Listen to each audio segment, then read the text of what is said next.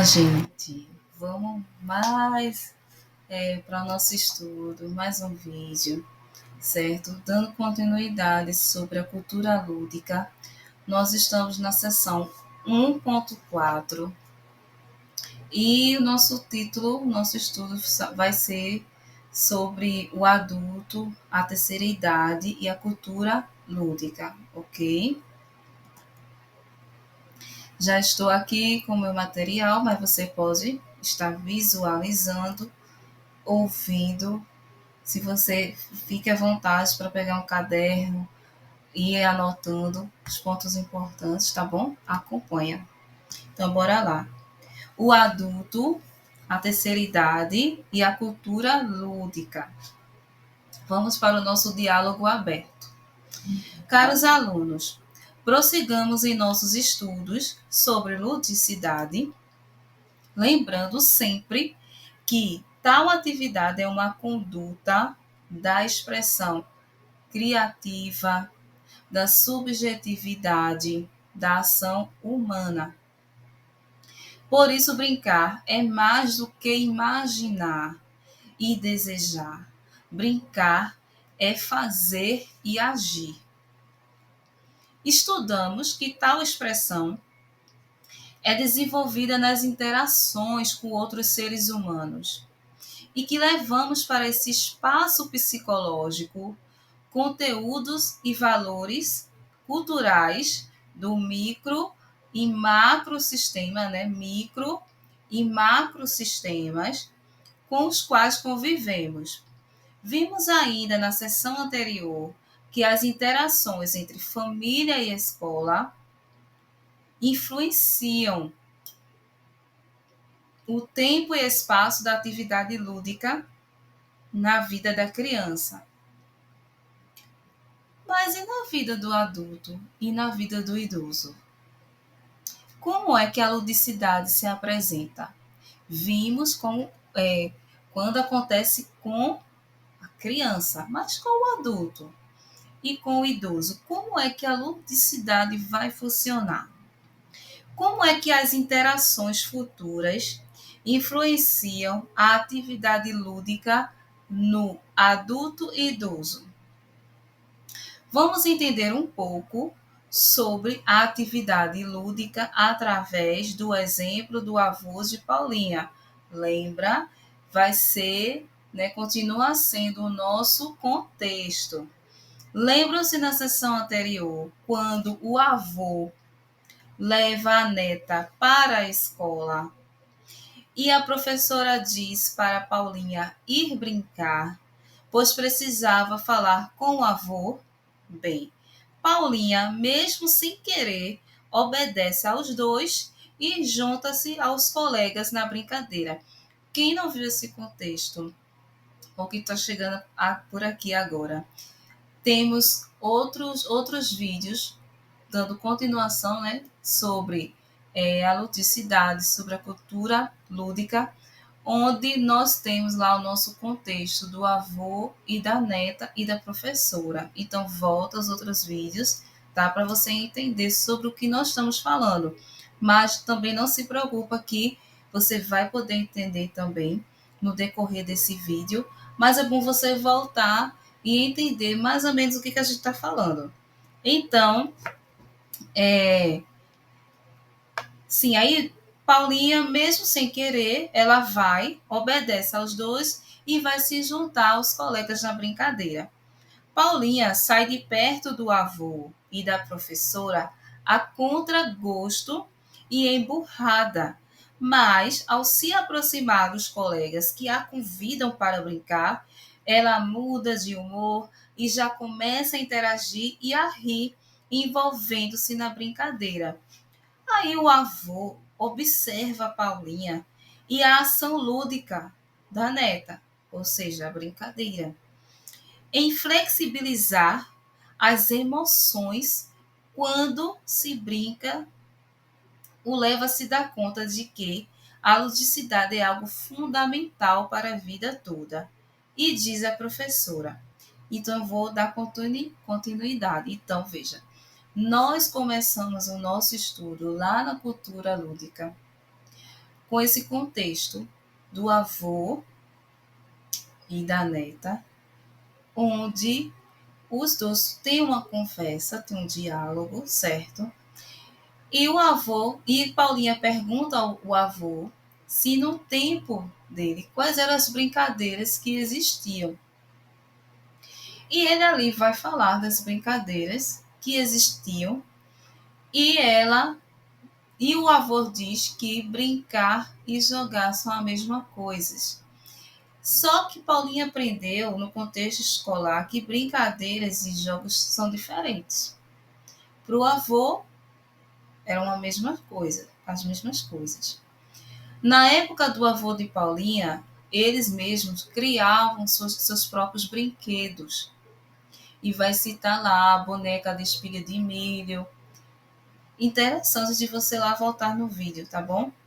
Só que aí vai se utilizar os exemplos do avô e de Paulinha, mas mudando sempre os contextos, o ambiente, né? E nesse contexto aqui, o avô agora vai relatar algo muito importante para a professora. Ele diz: como é importante brincar, e eu nem sei mais ser assim.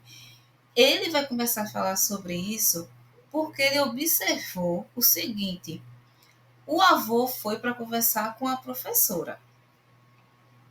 Porém, Paulinha não queria ir, ela queria ficar, porque ela queria ouvir o que iria acontecer na conversa.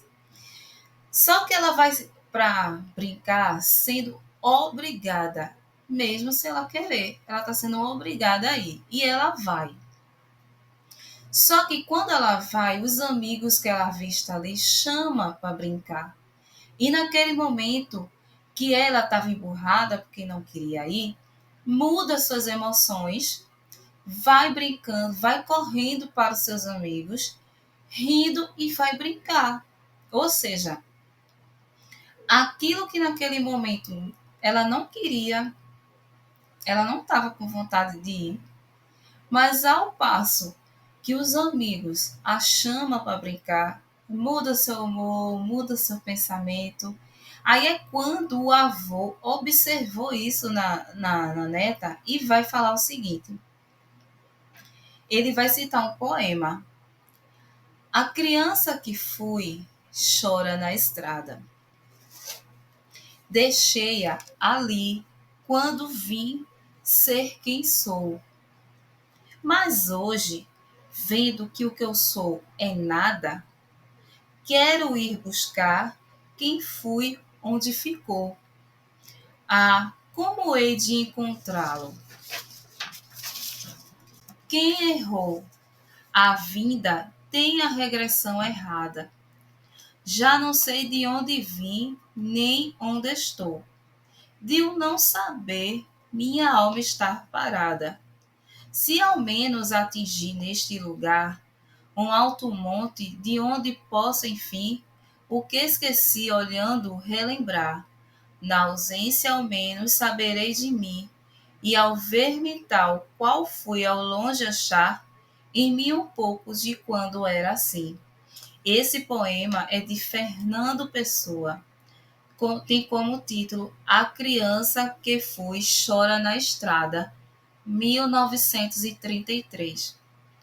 Então, veja a situação só pelo fato do avô observar a atitude da neta em algo que a brincadeira ela traz, faz com que mude até o pensamento, né, o comportamento.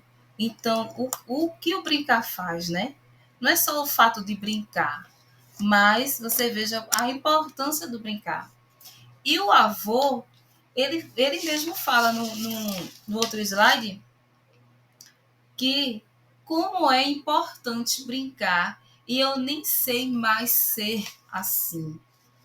Diante de tal situação, nossa questão é a seguinte: se destacarmos a primeira frase do poema de Fernando Pessoa, que foi recordado pelo avô quando ele diz assim: a criança que fui chora na estrada, O que de fato estava chorando internamente no avô?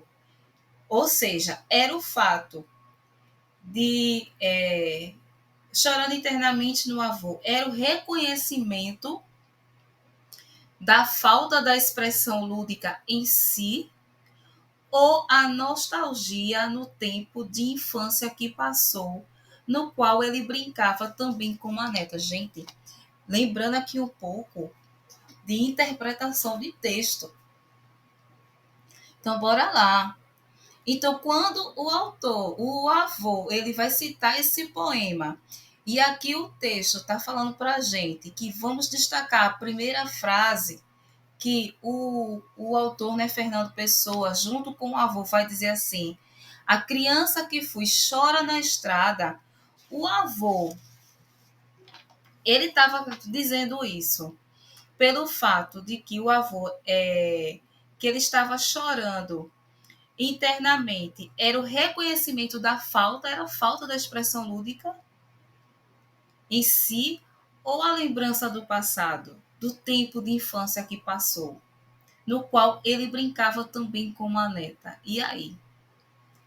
Então, para responder com clareza e segurança essa pergunta, nós precisaremos conhecer como se manifesta a ludicidade para além da infância. Então, na primeira sessão, 1.1, se você voltar, o nosso primeiro estudo da sessão 1.1 vai falar justamente sobre isso.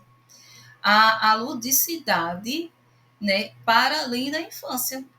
Então, vamos descobrir se o que o avô se expressou, né, nesse poema tem a ver com o reconhecimento da falta da expressão lúdica, das brincadeiras, né, do que ele vivenciou de brincar, né, das brincadeiras passadas, dos jogos, né, que ele dizia que tudo era a mesma coisa, a diversão que existia, ou se era uma lembrança do tempo de quando ele era criança, da infância dele, certo? Então, bora lá. Observe que nesta sessão que a gente está estudando, temos objetivos para serem atingidos. Quais são? Conhecer como se apresenta a expressão lúdica no adulto e na terceira idade, ok? O nosso foco agora vai ser a expressão lúdica, não mais na criança, mas como essa expressão lúdica, essa atividade lúdica, vai se expressar agora no adulto e no idoso, ok?